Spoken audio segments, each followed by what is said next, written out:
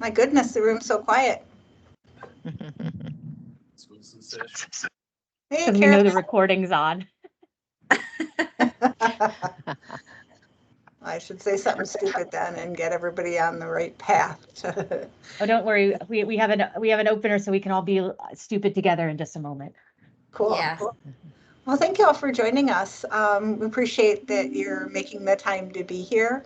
I'm personally always hesitant to do required things, but this feels like a really important topic. We know it is for the U.S. Treasury, and therefore it has to be for us. So therefore it has to be for you. So we've asked Kim and Catherine to develop and to put some good thought into what does community engagement look like? What could it look like? What are some best practices around doing it? I know you all have a lot of experience in that area, so this is not to replace or suggest that you don't. It's just to make sure that everybody that's working on the project has a similar understanding of what the expectations are. So I think there will be room and time for questions. Bob Rankowitz, you're here.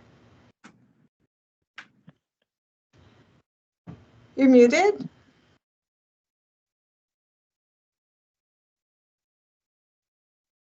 Still muted. I mentioned Bob for a reason. Can you hear me now? Bob, why did I mention you being here today particularly? I'm here. My retirement. Can you hear me? Yes. My retirement was delayed by 1 month because of something with the Pension and Benefits Division. So you have to put up with me for another 30 days. Okay. Well, see, I was expecting today was Bob's final day and thinking, wow, that's amazing to come to a session like this on a final day. So at any rate, with that in mind, if you want to take the time to introduce yourself in the chat, that would be nice. One of the things we'd like to do is help make connections between all of you since you're doing similar work. And I will turn it over to Kim and Catherine. Great, thank you. And Catherine is, of course, having connectivity things, so she's moving locations, and I'm going to get us started. So, Laura, would you go ahead and share? Laura from our team is here too. Go ahead and get our PowerPoint up on the screen.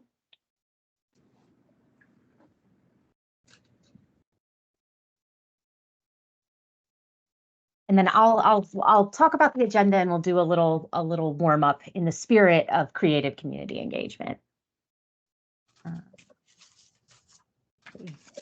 Are you able to share the screen, Laura? Just getting it.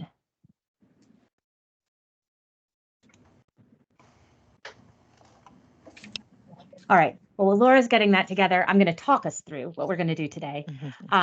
Again, as we said, we know people are coming with a ton of experience, which makes this a lot of fun. It means we can really function as a little community of practice together, which will be great.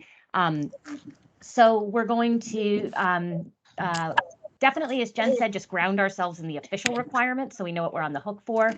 Talk a bit about getting started. Seeing this is really, I mean, some of these relationships have already begun, but community engagement is really, the day you open it, the day you open your new facility or your new service, I mean, that 2-year, 3-year relationship starts now or has already started. So it's not something that we're obviously beginning the day that the doors open. We also want to take you through a sheet that we've developed about stakeholder mapping. It's one of the things that I know it's a best practice. If I discipline myself to do it, it always helps me out. Can you switch to the next slide, Laura? Great. It always is a good thing to do, and yet even as a practitioner, I forget how helpful it is. So we'll take a look at that and get those samples out to you by the end of the week. And like we said, leave time for discussion so we can really think about all of this together. All right, so with that, Our opener is, this is a really fun book that I've been getting into lately, Creative Acts for Curious People. And what I like about it is it just reminds us that community engagement is interesting. We can bring creativity to it, and we just don't want to assume we know people in all the regular ways. So we had a minute to put ourselves in the chat in our kind of professional capacity for this grant. And so now I'm going to ask you to put in the chat, and this is an exercise from this book.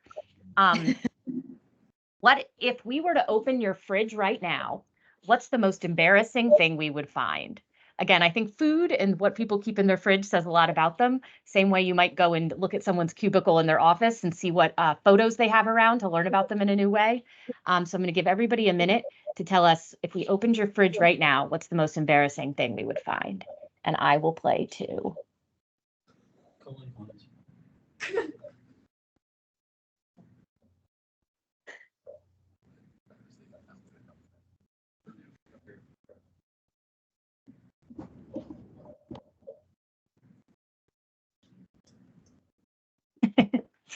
All right, we can all read these. I'll do a few quick highlights because, oh my God. Condiment jars. Yes, I see a few on the condiment jars. A science experiment. This is good. They're coming in faster than I can read. Okay, somebody with me on the leftover train. 3 jars of chili crisp. I'm not even sure what chili crisp is, but I'm sure I can look it up.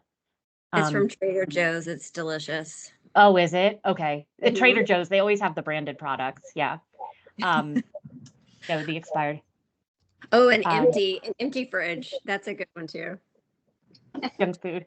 Well, no, I guess my second one would have been high volumes of diet soda. We are a very, very embarrassingly high diet soda family. Okay, well, great. Thank you all for playing.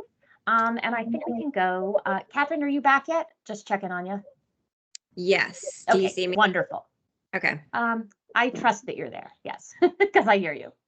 All right. Yeah. So Catherine and I are. We'll take you through what's a pretty short deck, and then we'll have some time for discussion. So let's go to the next slide, Laura. Okay. So again, this is the documentation. This is what the U.S. Treasury and the grant applications say. So as we've been thinking, I'm not going to read. I won't. I'll just highlight what's in the green boxes. But I'm not going to read them from start to finish. But really, what we're saying is, over the course of this project, we just want to challenge ourselves to think expansively about community engagement and all the ways it can be fun and add valuable input. In terms of what's in box 1C, we know that one of the things we've said is that we want to have community, or that there needs to be community listening sessions. That doesn't have to be right away, and we'll talk a little bit more about how we get there, but knowing that listening sessions are written in the text of the grant. All right, anything to add there, Catherine?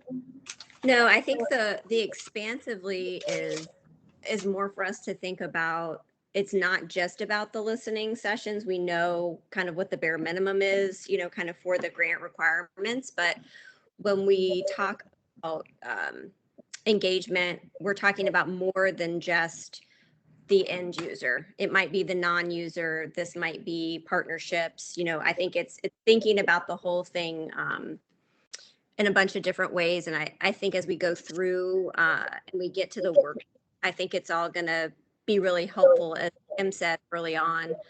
Some of you guys are old hat at this and kind of already have everything figured out. And I think some people are putting new libraries in new areas of the community that they might not, have serviced as well before. And so that's going to be something that's more interesting to try to figure out, using the worksheet to kind of help guide you and keep going back to it, to refer back to it, to make sure that you're doing kind of like the full gambit of figuring out who are all of the stakeholders and how can you touch base with them for you to get something out of it.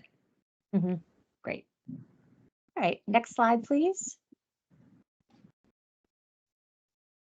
So a shameless plug for Catherine and I and your great colleagues at NJSL. We're written into the grant, so we are really here to help, and we're excited to go on this journey with you. And we're excited to be your thought partner. And we'll ask for some feedback on that. But please know that we're here and we're included as part of your support for this project, which I think is just a wonderful piece to have. Not that you all need to go find your own people or your own sounding boards. You have central sounding boards right here and with the others on this call. All right, next slide. Okay, Catherine, we'll try to do this one together. So I think our point is the way the grant language is written, it gives you a lot of freedom. And at the same time, you are going to need to report. So we have included in the stakeholder map, making sure you remember, like, how can I gather this? It's quantitative, it's qualitative, and just that all the sort of the outraising, the advertising, translation can all be part of this. And you really have kind of a wide net to work with. Do you want to add on, Catherine? No, I think that covers it. I mean, I think the goal is just to make sure that we're tracking it in a quantitative way back for the grant purposes. Good. All right. Let's move into outside. Oh, no, actually, I like this slide. So we do want to talk about, having done some of this, Catherine and I have a list of usual suspects. We would say these are not necessarily where we think you're going to get your richest community engagement. So my first one is just the blanket public survey. I'm not saying a survey is never the right approach, but I feel like when public libraries do surveys, absent some sort of really special strategy and really special partner pounding, typically the same people will answer the survey every time, and it's often not the people you're most interested to hear from. So I do think it's just that kind of cautionary tale around the blanket public survey. Yeah, I think the same goes for some friends groups in certain, communities can, some of them are very good, and some of them it's kind of the same thing where you're just hearing from, the friends group over and over again versus really kind of going out there and trying to target those non-users or who the end users might be.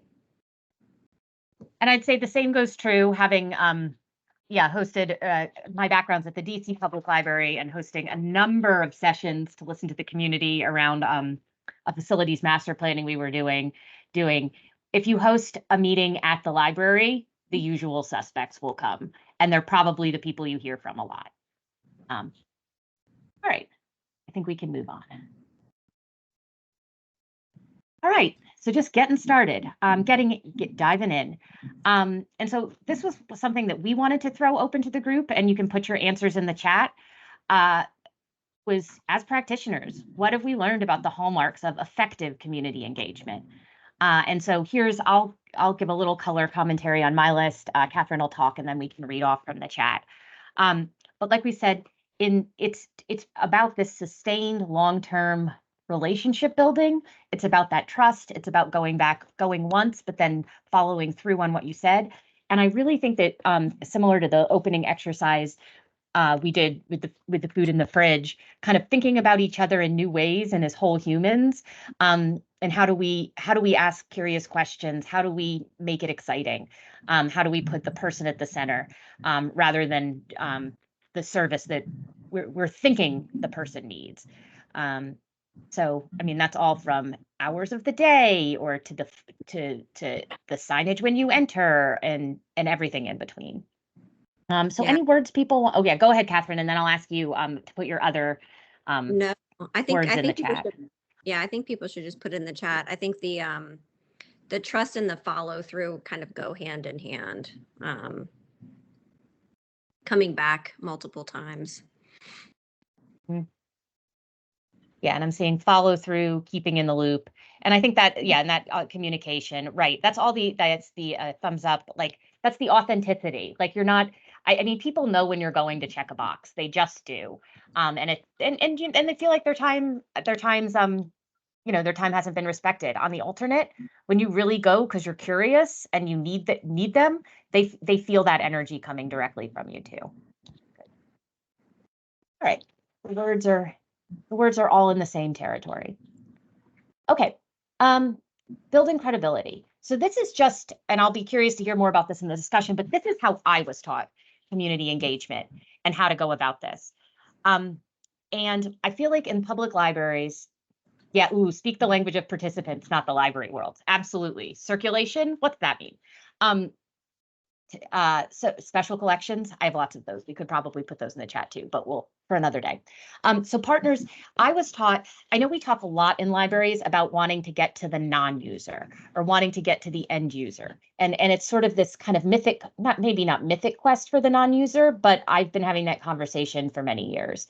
And I really, for me, where I felt like I was able to get a much better grounding on it was that the actual center of the circle, where you start, is those relationships with the partners and the community leaders, people who run small nonprofits, people who do certain types of outreach work, and just really getting your list tight there and knowing that you need those relationships.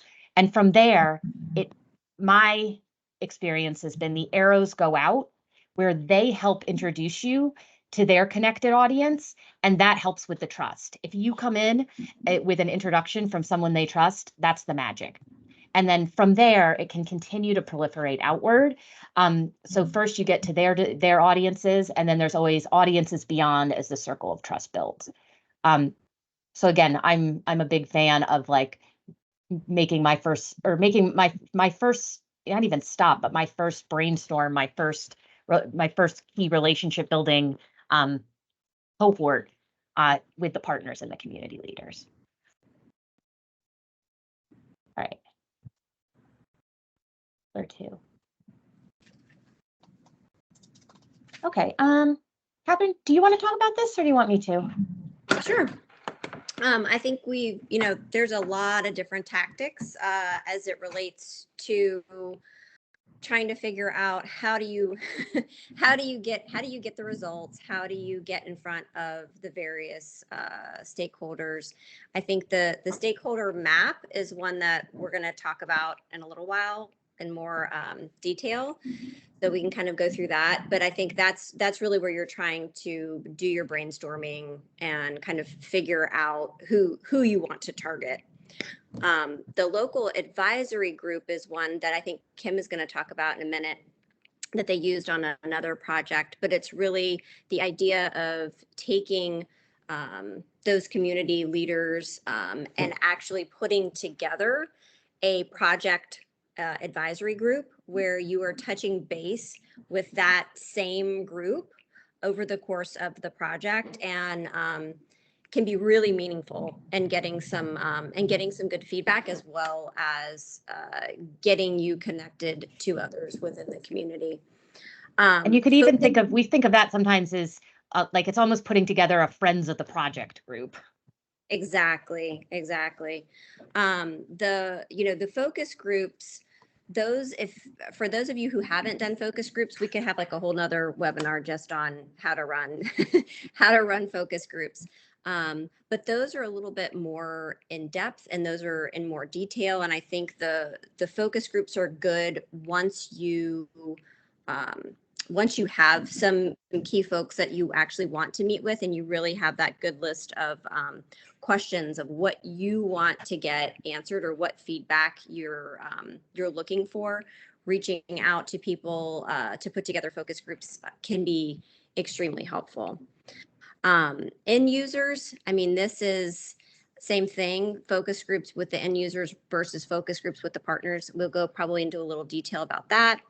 Elevator pitches, Kim talks about this a lot. I think that's really putting together just a quick, having your team that's working on this project really holistically have that kind of 2-minute or 1-minute elevator pitch about the project, so that as people are going around talking about the project, that everyone's kind of on the same page. Everyone is speaking the same language. Everyone is kind of giving that same information out. So those can be very beneficial and very helpful too. But it is important for everybody to kind of be on the same page with that. The pulse survey is just in time.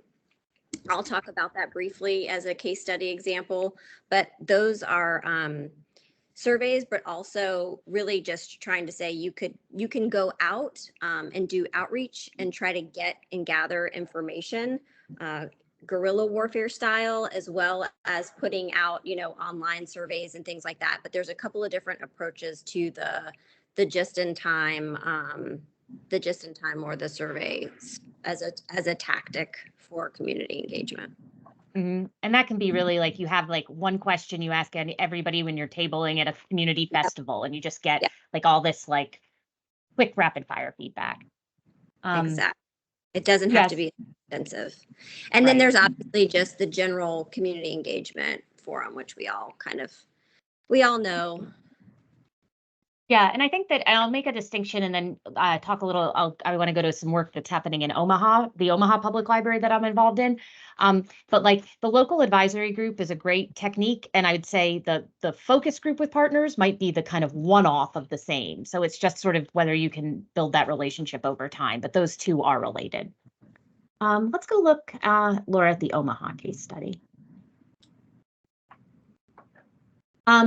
All right, so what happened? So this was a huge one. None of us should be need to work on this scale. This was kind of blanketing an entire city for a facilities planning project. But what I loved about their innovation was and this is the map at the bottom, they divided the city into 5 regions, and then recruited local influentials and local people who had respect in the community to neighborhood steering committees. So each neighborhood had a little committee, and then they all kind of met together a few times. And it was just a really nice way of providing this kind of regional perspective and regional buy-in. All that to say, and this is part of what we'll look at in the stakeholder map. Depending on how big your project is and what you need, it's definitely also, it's not that necessarily these groups need to meet monthly, like the cadence can be infrequent. It's so role and purpose is definitely something to think out in advance. Like we said, people love to be experts in their community. No one likes to when you're wasting their time. So I think that kind of taking a simple approach, and maybe it's whatever structure's right for you is fine. And that's just something to think through too. So we'll look a little bit more at that. Okay. All right, let's go. We'll go through this one quickly, and we will send the webinar around in the slide deck. But it's also kind of, and this is in the worksheet, but there obviously is that prep work about, okay, we're going to bring these people together. We want to center them as humans. We want to know about their experience as human. What are we really trying to learn? And honestly, this is going to vary quite a bit by group type. What you might want to learn from your partners or potential partners or community leaders could be very different than what you actually want to learn from an end user. So I do think things like, maybe for partners, they would have a great idea of where people are spending their leisure time and where they gather. That might be a great place to go do a couple quick pulse or intercept surveys. I think partners often know where people get their local information from. Is it from the paper? Is it from a certain social media feed? Is it at church? What specific strategies are going to motivate the target audience to prioritize using the service? In a land like, is it? I'm not going to pretend that we know, but is it things like childcare is going to be the key issue, or food would make a big difference because then they can come over the dinner hour. It's all those sort of just smaller interventions about how people think about their day that could potentially make a big difference. I'm on the 4th bullet. This is a good, if anybody's been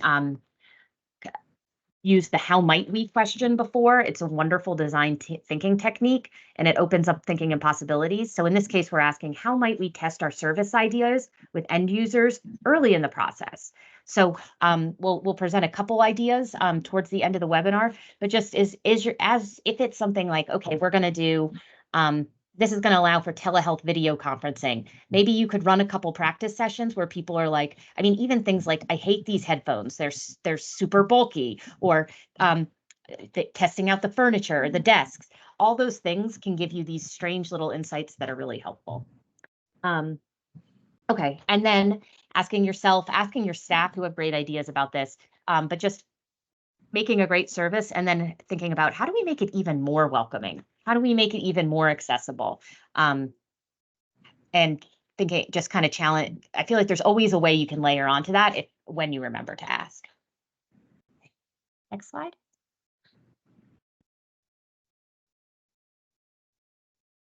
All right, and as we've been saying, it's multi-year cultivation and your opening day relationships start now.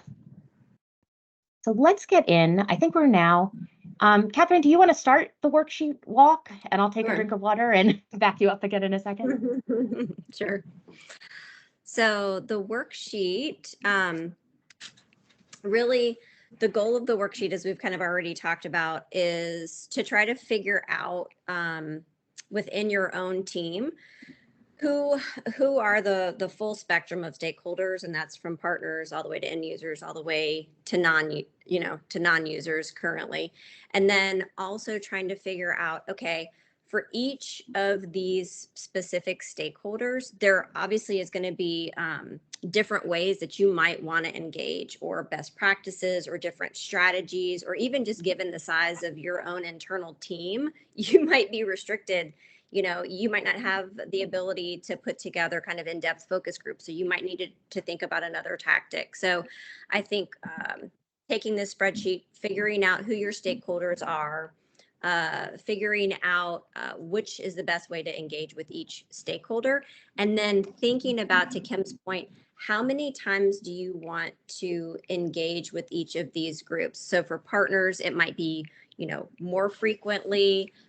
For end users, it might only be 1 or 2 times, depending on who that end user is. And then again, thinking about your own staff and your own team, and realistically trying to figure out, how do we accomplish this, as we're starting to see what this is in terms of a long-term timeline over the course of the entire project. And then obviously the goal is to really just try to figure out, how do we build that trust and the relationships with these variety of stakeholders.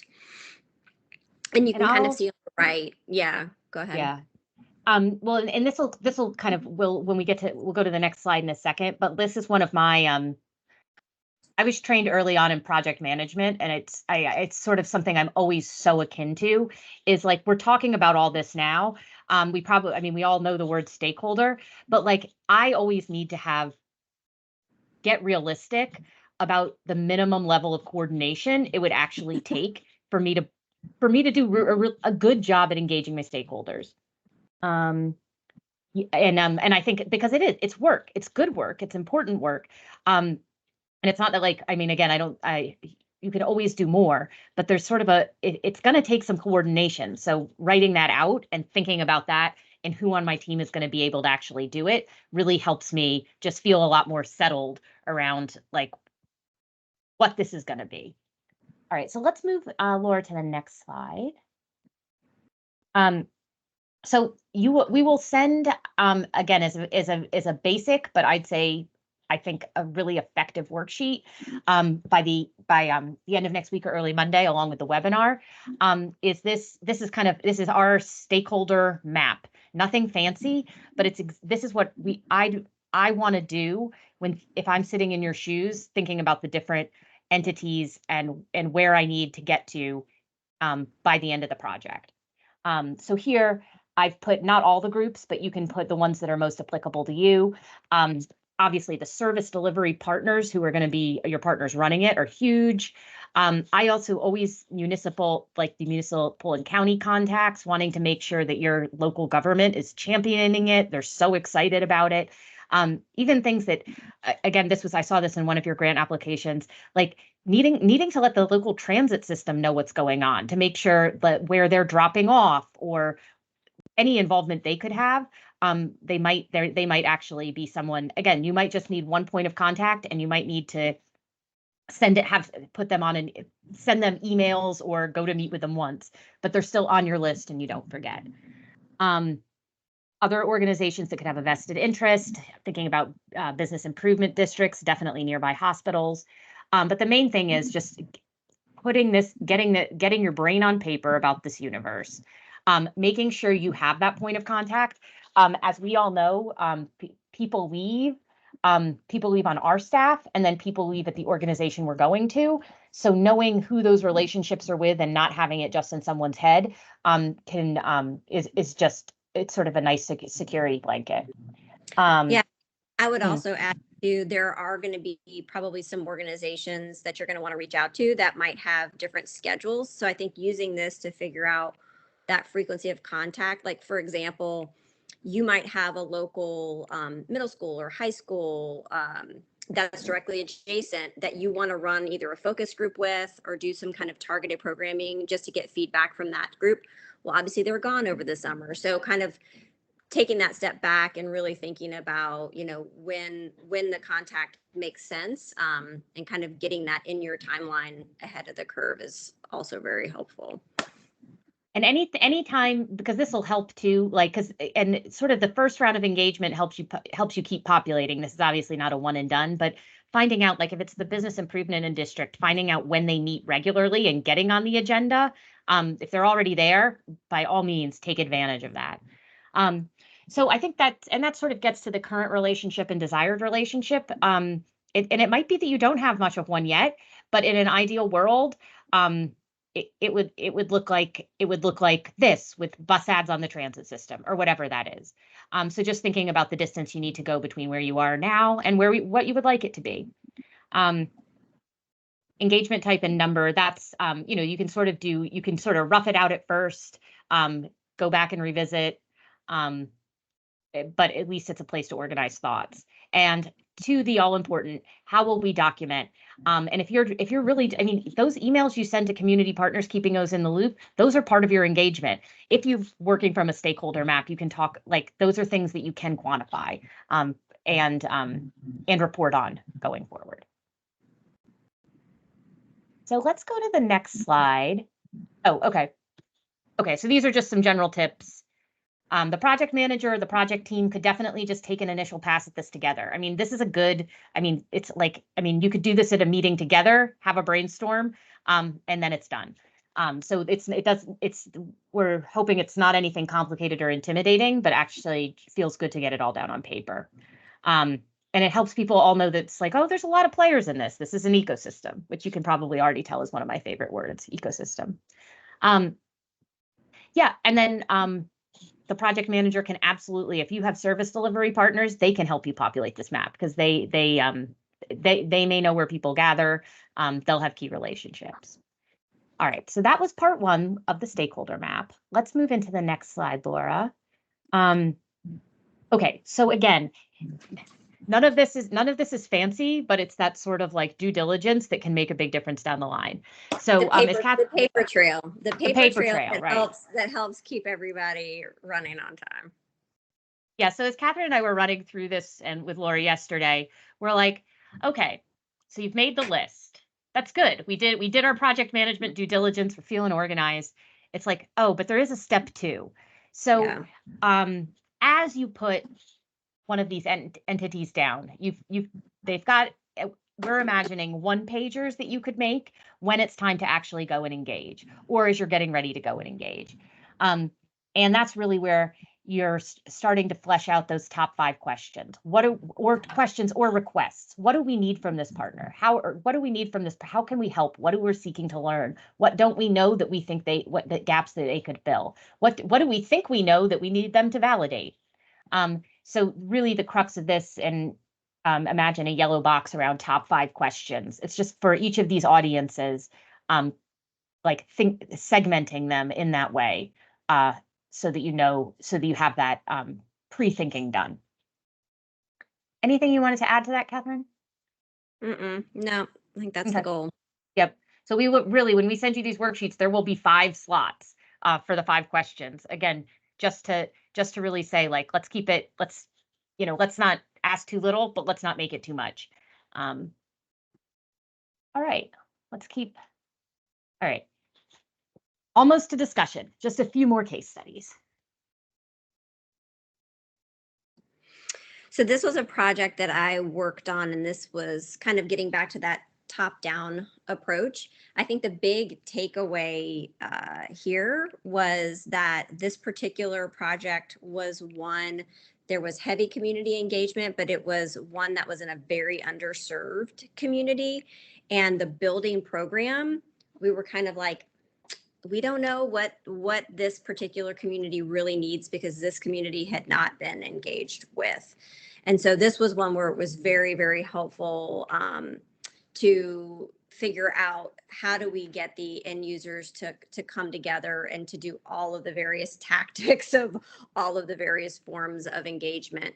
And so we had a good kind of local council member that put us in touch with this tight-knit community and said, look, the local pastors are key to this community. So we ended up really kind of honing in, figuring out who those church leaders were. One of them was a Rotary Club president, and really got them on board with the project. And they are the ones who really helped us, that top-down approach, try to figure out getting the local or the non-users to come to these meetings and come to these engagement sessions. And I will say the biggest thing that came out of this is the generic building program that we originally had for the project completely changed. I mean, it was like a 180. What this community ended up needing, come to find out, there was like a really big need for sensory spaces for teen and adult people with autism that just was not being serviced. There was some other kind of telehealth things that were really not happening within this community. So there was a theater space. They didn't have anywhere where they could put on any performances. So a black box theater got added to the program. So this one was one where really the engagement completely changed the program. And we really saw the benefits of that. So I will say sometimes it can be very, very helpful. The next case study was one that I worked on in North Carolina in the Chapel Hill Carborough area. And this was one where we did do those kind of pop-up surveys. We had a bunch of staff going out with clipboards and really like going to various events. We had our list of questions and we were kind of just going and grabbing people where they were. We also had a bunch of focus groups for this project with students and with various users. Honestly, this particular one, the program did not change at all from what we originally had to what we ended up doing. However, the community definitely, we gained their trust and they felt like they were very much a part of the project. I think the owner just really had a sense of what this community needed and were kind of right on the money. So what we ended up doing was really validating the program by all of the community engagement. So sometimes it can kind of go either way. Great. Okay. So a plug. We may not be at this stage yet, but please, I just want to put this visual out there. We love Post-its. We love easy interactive fun. This is from Omaha again, and we put these kind of images and gallery walks, and people got to put their thoughts on. You can take these to community centers. This could go to, the church meeting, and it's a nice way for people to participate. They remember it, and I don't know. I've learned so much from a big board with colors and a Post-it. And the reason the headphones are here as well, back to this idea of thinking of just simple but interactive ways to test. So if you're going to do a project that needs headphones, maybe you buy a bunch of sample pairs and have your teens tell you which ones are the best and why. Even silly little innovations by like them saying, "Ooh, that's the place with the colored headphones." Suddenly it's like people notice those details, and you could never dream this stuff up. You're like, could we have colored headphones? Well, maybe we could. So easy interactive fun. From there, good. We've got lots of time for group discussion, which is what we wanted. So we wanted to start, we'll do a couple things feel free to unmute yourself or put this in the chat, but we thought we would start the first question. We'll take this from a couple perspectives, as you'll see. But favorite stories or examples of community engagement that you've helped lead. So let's source some of what this group has done that you've really loved and thought was worth the time, more than worth the time. So you can put it in the chat or feel free to unmute.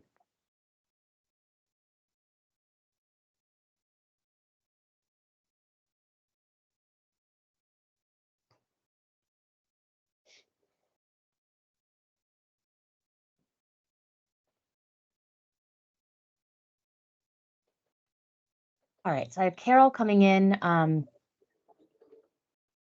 Great. So you've already got a group of stakeholders together, and they've started to meet. And having heard from Carol a lot, they definitely have a long run. They didn't even have a site secured when the grant when this all went. So particularly great that this group's energy is already mobilized together.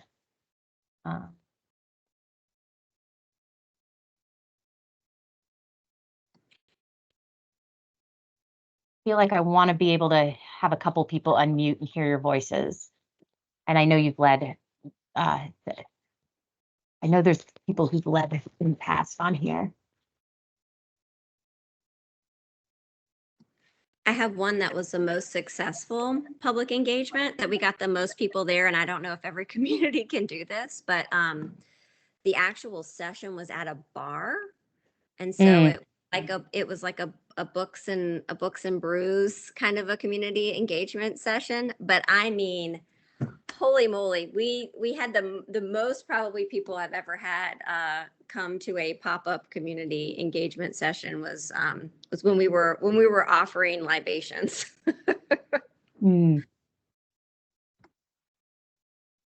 Great. I see with Chris, we made a concerted effort to bring outreach services to a local mobile home park and worked with the park managers. Absolutely. Hi, this is Ranjana Das from Burlington County. I just wanted to say something about that last slide you put in there about the gallery walks and the interactive fun. And what a great way to get possibly a disengaged or unengaged group to participate. I think sometimes when you have that group, they don't really want to speak out if you have like a focus group or, if you're just talking to them, but a passive way to get them to participate. It looks like it's sticky notes on that poster board, and having people put sticky notes where they might maybe vote on something or share their thoughts on something. I think that's a really nice passive way to get them to participate without that shyness that some people might feel about talking, right? Absolutely. Thanks. Yeah, and that's another thing, colored dots and voting for your favorite. It's also, I think it could, I'm particularly interested in how some of those, if you do need teens to weigh in, I feel like that's taking some boards to some places where teens are and saying, yeah, would you mind doing this with the boards? And that's an audience I particularly think about with some of those engagement or those boards. So I think Chris is about the visiting high rises. I think that's good too. Even we call them green dot exercises, but the exercises with the boards, sometimes a lot of people really have challenges with trying to get those 20 somethings to come to the library.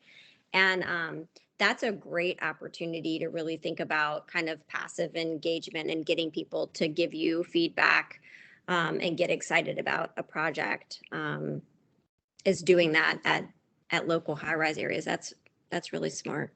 Yeah, it's such a good dense concentration too. Mm-hmm.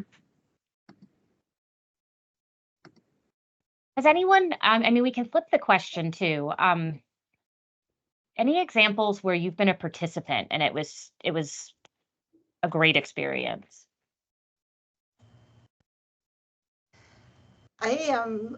When we were doing planning at one point, at one place I worked, the gallery walk was super successful and it was really fun to be part of. People like seeing what everybody else thinks too.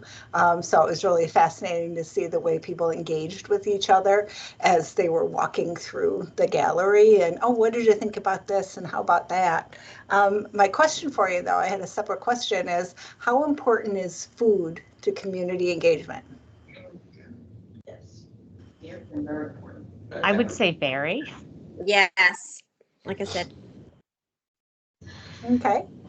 I know not everybody can do that. I mean, I think too, it's like budgeting and like the one event that I had that was, like I said, it was a partner event with a local brewery, but like that combined with food, I mean, you couldn't have gotten more people together. You know, I think being able to provide, if it's feasible, definitely adds people to come to engage with you, for sure.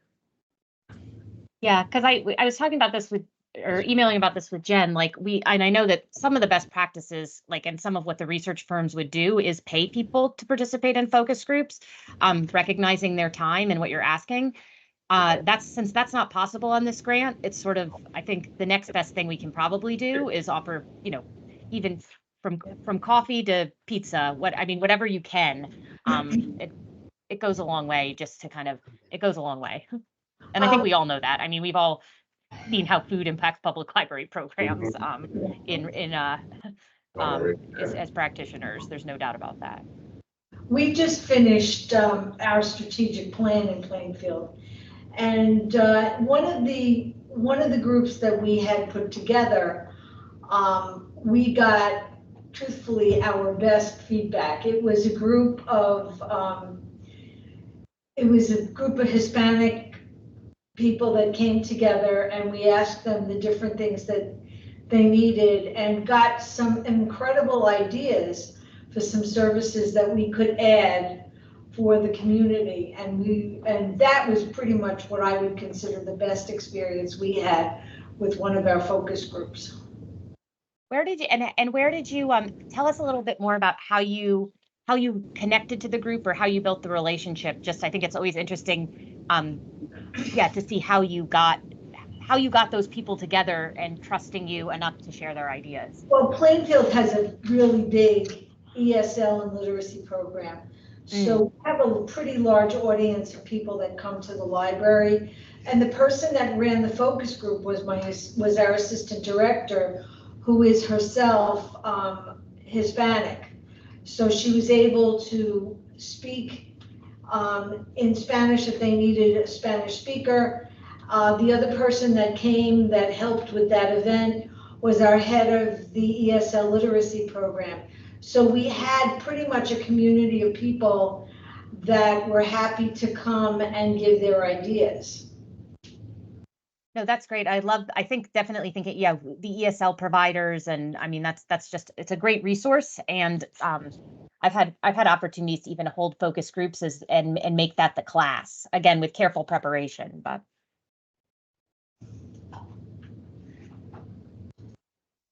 Well, we can always take more unmutes on either one or two, but and just and we can move to open questions. But I think all of us on the NJSL side are just really curious to know what would be most helpful to you going forward. We've thought about that we could maybe make either by similarly sized projects or by regions, or just because there's 5 people who are interested, but have a little cohort that's sharing. It could be a lot of aspects of the project, but really just saying it would be helpful to meet and bounce, have a little cohort to talk about what we're doing. It could be that it's you might say, what I really want is to set up a meeting and have my team talk about the stakeholder map with either me or Catherine. All of that would be good.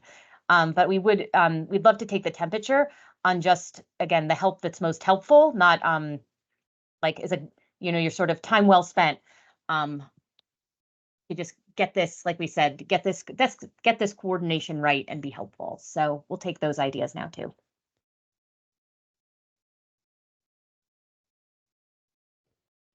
And you can drop them in the chat.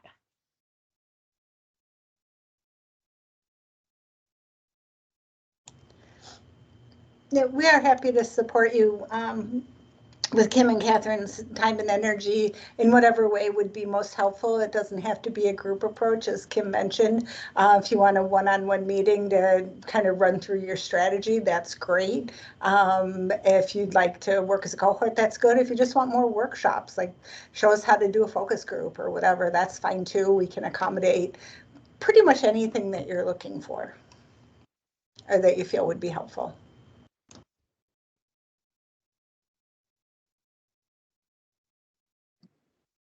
It looks like some people are saying one-on-ones. I think given to the range as we've kind of gone through and looked at everybody's grant applications, there is such a broad range of different project types, that are happening that I know a lot of this engagement, some of it's more applicable to some groups than to others.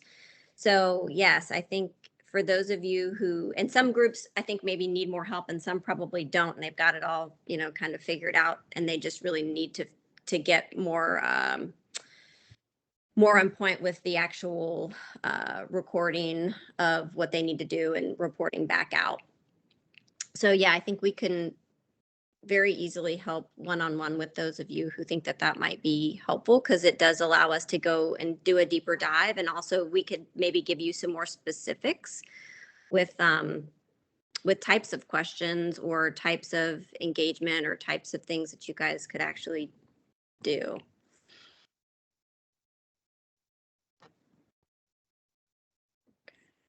Great. I'm seeing a bit of interest from Samantha, either in cohorts or additional workshops.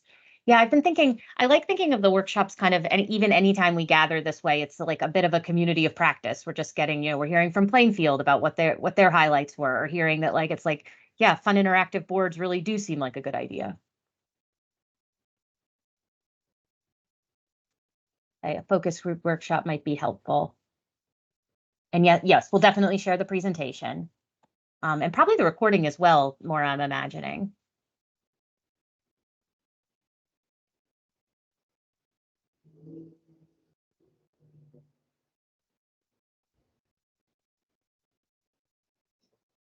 Great.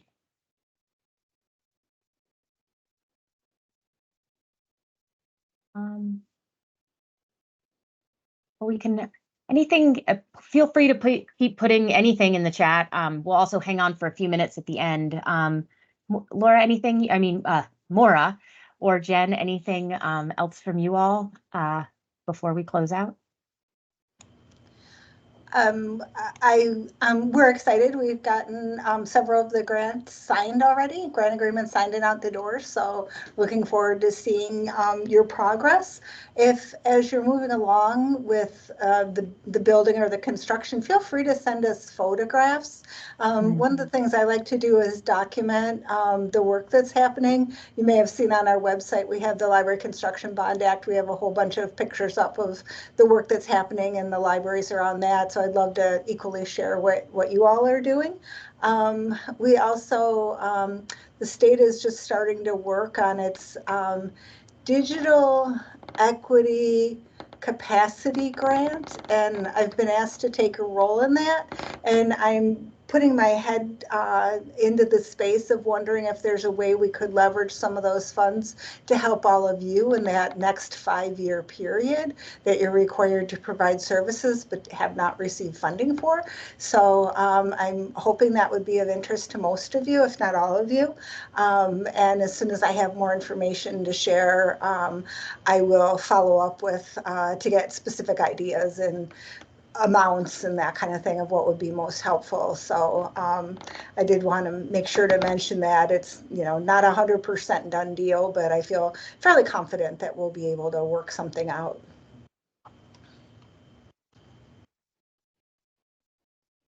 Great. Well, maybe Laura, we'll stop the share there and just then we'll hang out a minute in case there's people who want to just ask some specific things, or just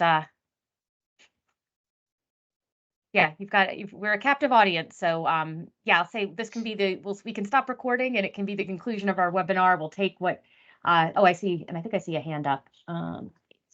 Check that out. Hi, this is Chris from Fort Lee. Yeah, hi, Chris. Hi. So I'm here with Assistant Director Morris Balaco. So we had a question. We've done a lot of the engagement prior to the grant. So we're at the stage where we're getting our bid documents together. So I guess my question is, I know we'll continue, like we're going to high rises and I can get feedback from there, but how do we report the work and collecting of information that we've done prior to the start of the grant? That's a great question. I might turn that to Jen, because I don't want to, yeah, you definitely don't want to minimize that. I mean, you all have been working on strategic planning and data gathering and community for a while in a ways that are rich and inform what you now know. So Jen or Maura, do you have an insight on how you get some of that, like the groundwork you already did to get this far in there? Oh, good. All right. Maura says she can answer that. Yes, so we'll. Put your microphone down, Maura. Oh, sorry. Thank you. Sorry about that.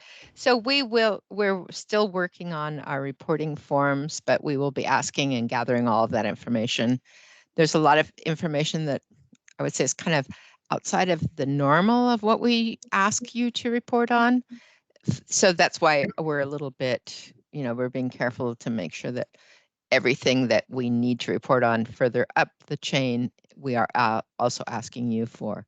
But I think that I think it was Kim that said earlier about keeping track, like saving those emails that you've sent out, the meeting dates that you've had, the number of people that have participated, anything like that you can save is going to be very, very helpful to us. And we will be asking you to report quarterly on that kind of thing. So there will be forms to fill out, of course. But yeah, and anytime you have any doubts or questions, please do reach out to us. I think that lots of times we can share things that are, make the work easier for everyone. Maybe an idea that's going on in one place that no one thought of in another place can be very helpful. So. Yeah, and we'll as we're looking, I know we have a reporting webinar scheduled for the end of June, but we can make it, once we're really clear about what's being asked, we can think about that retrospective piece of like what you've already done, even if it didn't occur within the quarter. So yes, and of course, this community engagement is required to be ongoing. So yeah, I mean, good for you if you've already done it, but that doesn't mean that it's finished, And we're hoping with the reporting to use the online system that you used for application. Hopefully that'll make it a little easier and we can, have as much yes and no kinds of questions as we can. So rather than asking you to say what communities did you serve, we can say, did people who speak a language other than English, did low-income people, whatever the categories are. So we'll try and do our best to make that as stress-free as possible, but also informative.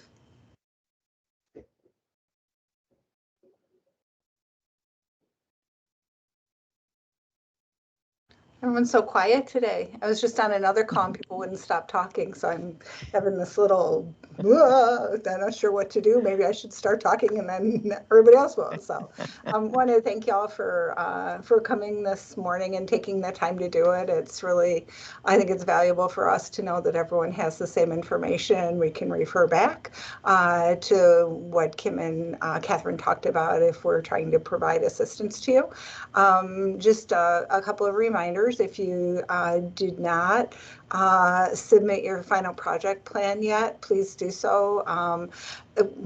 With all due speed, we do want you to be able to have as much time as possible to work on the projects and not be stressed with having a short deadline once the grant agreement gets signed. I want to acknowledge that it probably seems like we're being fairly fussy with some of the questions we're asking you to respond to, and I just want to acknowledge that's as a result of our focus on what happens if we get audited. So if we get audited, they're going to want to know. They're going to want to know. So we want to know. And invariably, we're going to miss something, but we really appreciate your patience with that and kind of trust before we actually ask a question of you, Maura, Sherry, and myself. I'll discuss it and see, is that something we really need to ask? Or does one of us understand the response differently than the other two and can make a convincing case that it's actually answered already? So, so I appreciate that. Chris, did you have another question or comment? Or is your hand just still up?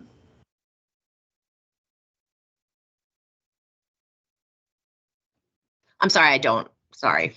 Okay, yeah, I just wanted to make sure we weren't missing anything. So Maura will send out the slides and the recording to this. Kim and or Catherine will reach out to the whole group to see who's interested in what in terms of one-on-one versus cohorts versus all of them. And we'll just keep you posted with scheduling for workshop on focus groups in particular, but anything else that we come up with, and we're wide open at any point. Kim and Catherine have an unlimited engagement with us, so What a gift. deadline, no timeline other than June 2026 to be able to get to take advantage of their expertise. So again, thank you so much, and I hope y'all have a great day.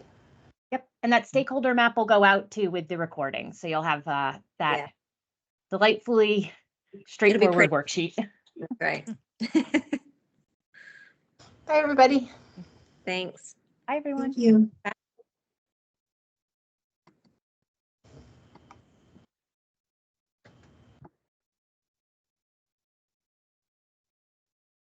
Okay, just us.